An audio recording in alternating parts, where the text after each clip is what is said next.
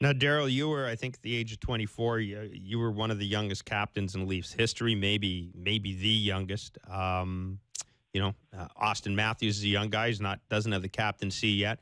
But what should he? I mean, if you could sit down with Auston Matthews and say, "This is what your first playoff game is going to be like," what would you tell him?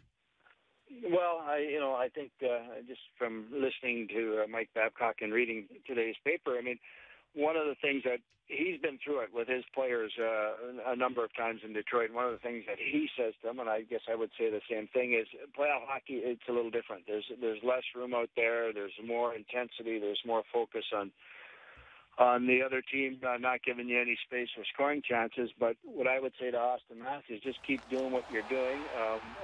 Play every shift, make it your last one, and to be the best player you can.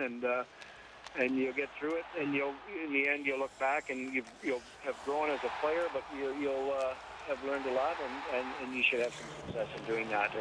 And the other thing I remember back when we had Lanny and Tiger and Boria, kind of a nucleus, Ian Turnbull, Palmatier.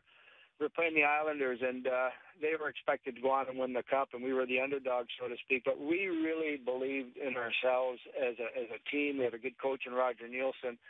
And even though, we lost our first two games, we come back, and now we're going into the seventh game in their building. All odds are against us. But we really believed in ourselves and never say never. And these playoff series, things can change as things move on.